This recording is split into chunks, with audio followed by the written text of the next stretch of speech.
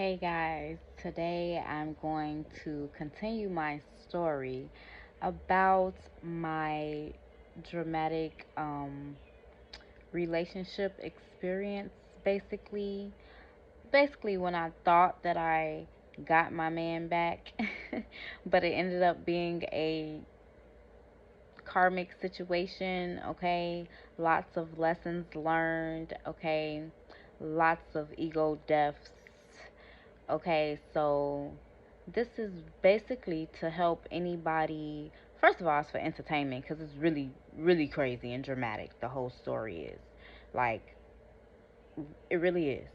But second of all, it's to really help someone because I know someone is gonna pass this by and you're in a similar situation or just some situation not listening to your intuition, or it's just hard to get out of the situation, or whatever the reason is. Okay, the ego, okay, has took over basically. So that's how karmic situation goes, and that's definitely how my karmic situation went. So if you haven't seen part one where I'm explaining how I got with this person that I was in a relationship with for almost 10 years or 9, something like that. Okay, and it's really funny because a lot of karmic relationships, they usually last to 10 years, but some last lifetimes or just a long time, okay? And some of them are shorter. You learn the lesson fast, okay, and you get on about your business. But um yeah, I'm just gonna do a little recap of the first part, which is how I met this person. It was through my cousin, okay? It was my cousin's best friend. So, being around my cousin a lot. Okay, so we just end up moving in together because that's just what we decided to do. Okay, we wasn't taking it really serious, but serious enough to move in together. Okay, all the while he had a girlfriend at college, but she had started doing her own thing. I guess he said I'm gonna start doing my own thing. So basically, we was moved in together. When she came back, they started chit chatting, talking, whatever else. Okay, I found this out. I broke up with him for the first time, first breakup, and they were officially together and were together for a few months when I decided, oh, I want my man back because my ego is not letting me completely let him go and just let somebody else have him, right? So yeah, so I told him how I felt, and at first he said no, and then we ended up getting together. He came to my house one day, and that was that. That was a wrap. We moved back in together after that day that he came to my house. So, okay. Now that's that. Okay, so now I'm going to start telling you about the experience after he moved into my house. Okay? So, basically the night that he came over with my cousin and we all hung out and he spent the night, that was the last night that he was basically with the other girl. Like, he literally did not go home. He went home and got his stuff. Mind you, this is his mother's house that they were living at. She continued to live there while he moved in with me. He continued to work with her at two jobs, okay, because they were working together at two jobs. So, you know how sometimes that person that you're supposed to be with, they kind of push you to do good things? Like, I don't know, but it's completely the karmic situation here, okay? I was the karmic. I was the person that was not pushing him to be his best person, and he was not pushing me to be my best person, okay? And I actually have proof that it's not just my thoughts.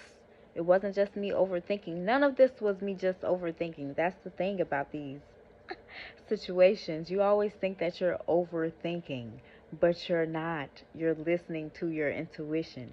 So I kept thinking that I was overthinking that, oh, he was doing really good with her with two jobs. And okay, now I'm going too far ahead.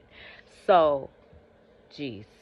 But anyway, he was just doing really good with her in the relationship with her, and it wasn't as good with me. So because when he moved in, he lost one of the jobs, like maybe 2 weeks after moving in with me. He lost one of the jobs. um it was a lot on him to work two jobs, so whatever. But he still had one job that he worked with her. And my intuition was always telling me, like, they're still talking, they're still probably eating lunch together, and who knows what in the car, and on break and after work and things like that. But I was listening to him. He was acting so nonchalant, nothing's going on. I don't even barely see her, at work, things like that. But my intuition was always telling me otherwise.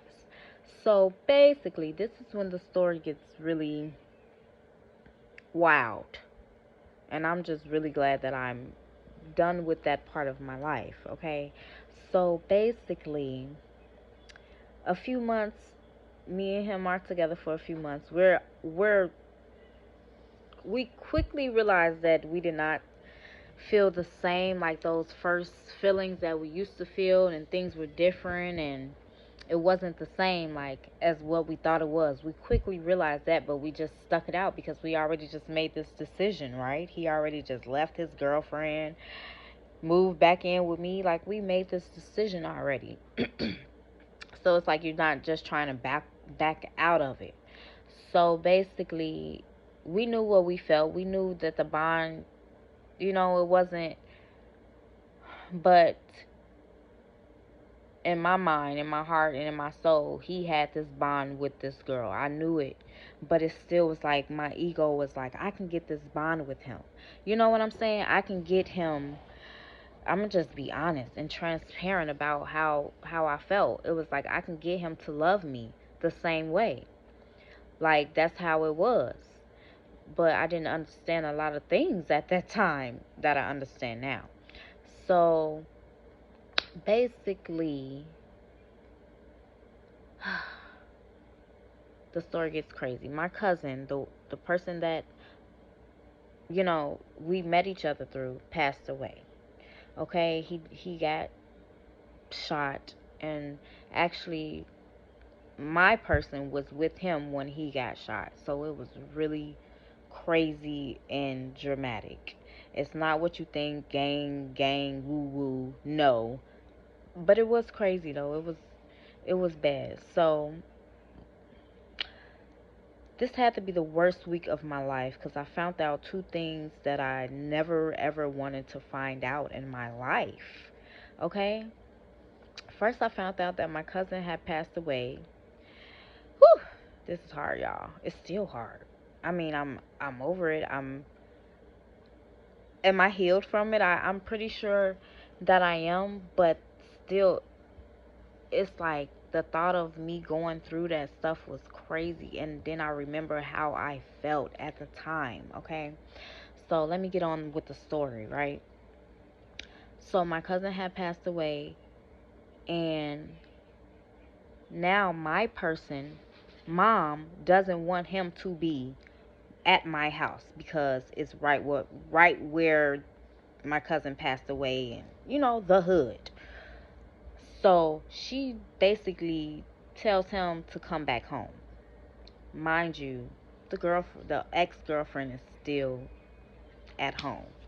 So I literally had to just, I mean, this is his mother. What am I supposed to do, right? It was really hard. It was really hard. It was really hard. Okay.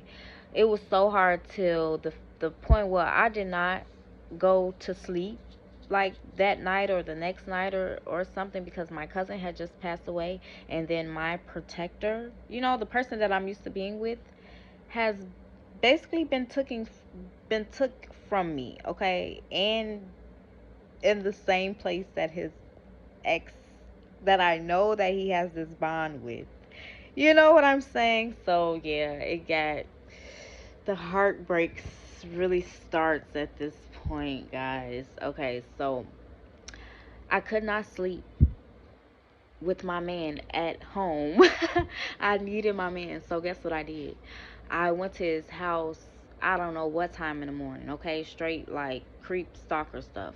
I went to his house some crazy time in the morning and I sat there and waited till I seen some type of activity.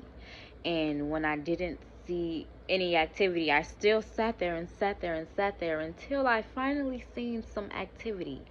And who did I see? It was the ex-girlfriend and my person's niece, which is an adult. They both are pulling up to the house, getting out the car, and going into the house. Me, a person that's never been in this house before, is like, okay, this is my chance. Okay, my man, is my man okay? I need to make sure my man is okay. And